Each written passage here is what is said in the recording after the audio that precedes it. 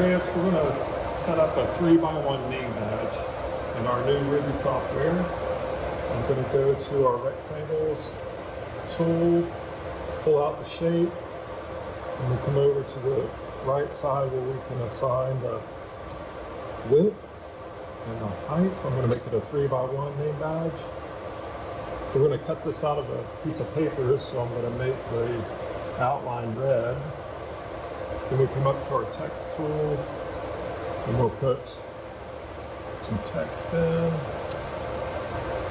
And then since I want this to engrave, we're going to make it the color black. So you can assign power and speeds and map it to a certain color. Now to center this, we just drag it inside our box, and you see the grid lines help us to center that inside.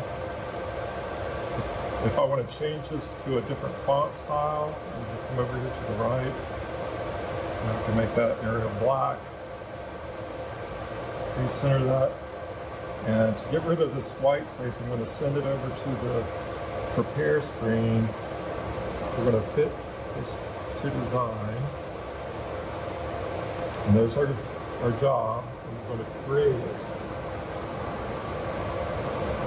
So now, this is the bed size of the laser. This is our Speedy 360 that has a 20x32 bed size.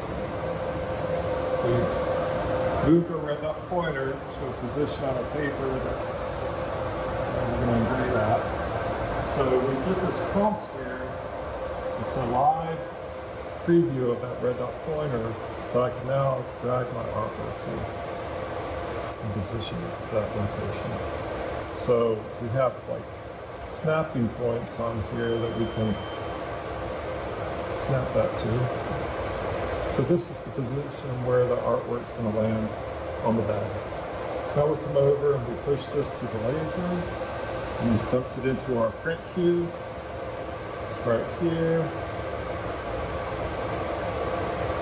And then I'm going to drag this up so it runs first.